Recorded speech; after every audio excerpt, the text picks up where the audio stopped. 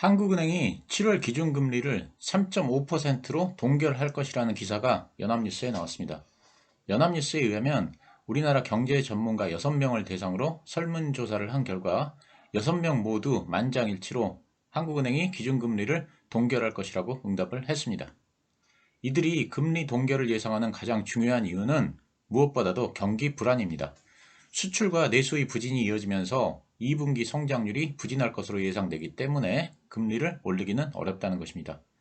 특히 자영업자와 취약계층의 금리 부담을 고려할 때 한국은행이 금리를 올리기는 더욱 어렵다는 것입니다. 그리고 최근에 불거진 새마을금고의 연체율 상승과 이에 따른 뱅크런도 금리를 올릴 수 없는 근거입니다. 즉 새마을금고 사태에 따른 금융시장 경색과 더불어서 얼마 전에 있었던 저축은행의 부실 우려, 그리고 부동산 PF도 불안하기는 마찬가지인데 금리를 올리기는 더욱 어렵다는 것입니다. 우리나라 가계부채의 심각성에 대해서는 지난 영상에서 말씀을 드렸습니다. 그래서 한국은행이 미국 연준의 금리 인상에 대응하기보다는 국내 경기와 금융 안정을 우선시할 가능성이 크다는 것입니다. 하지만 어떻게 무슨 방법으로 금융 안정을 우선할 수 있는지에 대해서는 제 개인적으로는 좀 의문입니다. 또한 소비자 물가 상승률의 둔화도 금리 인상 동결의 주요 근거입니다. 6월 소비자 물가는 전년 동기 대비 2.7%가 올랐는데 2%대 상승률은 2021년 9월의 2.4% 이후 21개월 만에 처음이라고 합니다. 즉 소비자 물가 상승률이 2%대로 내려왔고, 그리고 석유 등 원자재 가격이 안정을 찾은 상태에서 굳이 금리를 올릴 필요는 없다는 것입니다. 심지어 금리를 내릴 가능성조차 얘기가 나오고 있습니다. 경기가 좋지 않은데 물가는 안정되는 모습이기 때문에 금리를 올리기보다는 오히려 낮추는 방향으로 갈 수도 있다는 것입니다. 그럼 미국은 어떨까요? 미국은 7월에 금리를 올리는 것이 거의 기정사실화 되어가고 있습니다. 노동시장 과열이 금리 인상의 명분이 되고 있습니다. 즉 노동시장 과열에 따른 인플레이션 고착화를 우려하기 때문에 금리를 인상한다는 것입니다. 지난달 미국의 비농업 일자리가 20만 9천 개 증가했습니다. 전월의 30만 6천 개보다 일자리 증가폭이 크게 둔화된 것은 물론이고 컨센서스였던 24만 개를 하회하는 그런 수치입니다. 이는 다시 말하자면 생각보다 노동시장의 힘이 약해지고 있다는 증거이지만 세부 지표들을 보면 미국 노동시장의 열기가 아직 가라앉지 않고 있다고 합니다. 특히 시간당 평균 임금이 전년 동월 대비 4.4%가 증가해서 연준의 물가 상승률 목표치인 2%를 2배 이상 웃돌았다는 것입니다. 어쨌든 파월 의장이나 연준의 멤버들은 계속해서 7월 금리 인상을 암시하고 있습니다. 그렇다면 7월 금리는 인상된다고 봐야 합니다.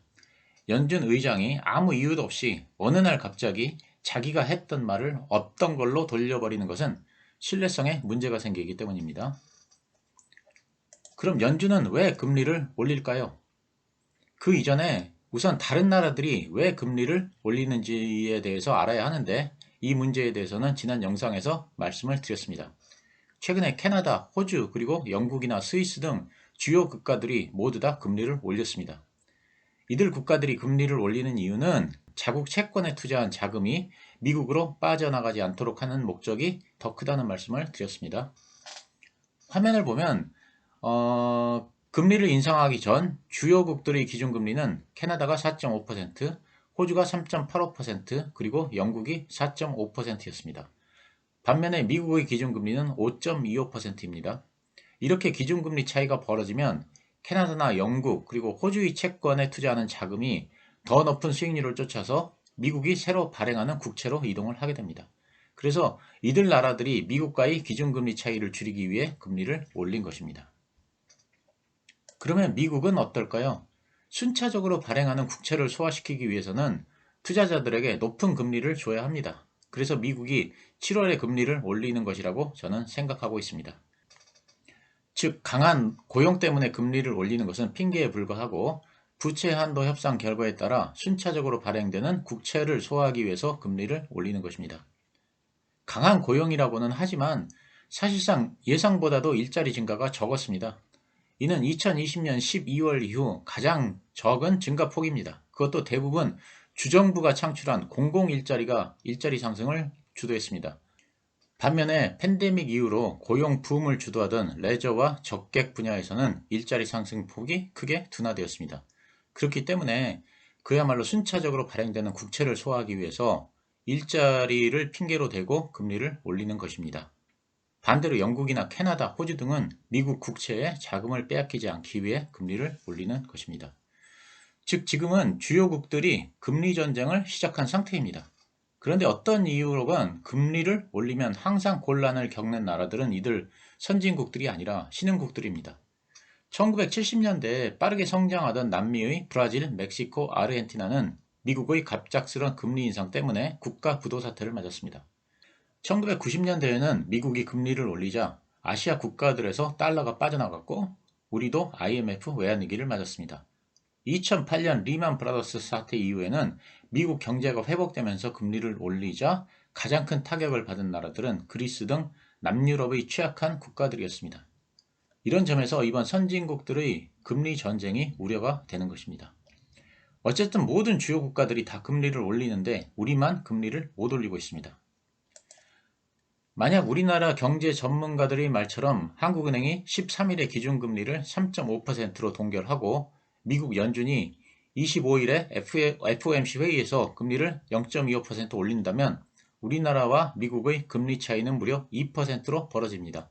과거에 한 번도 경험한 적이 없는 금리 역전폭입니다. 연합뉴스에 의하면 대다수 경제 전문가들은 금리 격차가 2%에 이르러도 급격한 외국인 자금 유출이나 원화 약세가 나타나지는 않을 것이라고 합니다. 과거 외환위기 때처럼 우리나라의 경제 상황이 안 좋으면 모르겠지만 지금은 그렇지 않다는 것입니다. 하지만 저는 이 의견에 동의하지 않습니다.